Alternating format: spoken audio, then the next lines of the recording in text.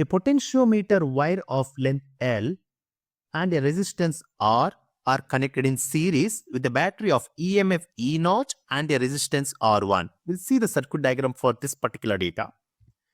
See, this is the potentiometer of the wire length L. This is the potentiometer wire length L, and resistance are connected in a series with a battery of EMF E0 and the resistance R1.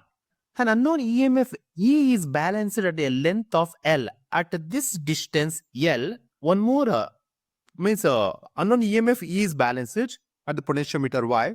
The EMF of E will be, what is the EMF of E will be given by, we need to find with the help of, with equation we need to find here.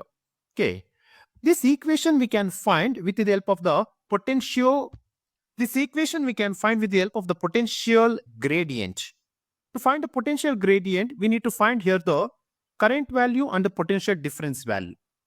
Then the current through the potentiometer wire is, potentiometer Y is I is equal to E0 divided by R plus R1.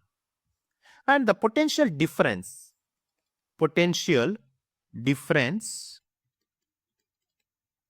is equal to, that is V is equal to IR, that is equal to E0 R divided by R plus R1.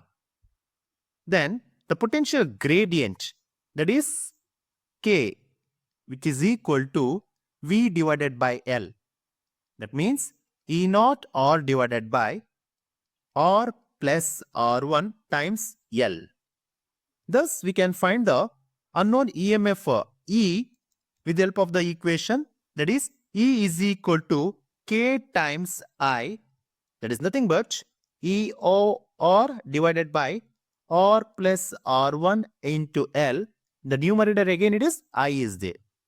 Then we can write, okay, this is the equation. With the help of this equation, we can find the unknown EMF of the potentiometer. So this we can see in the option number C. Option C is our right answer.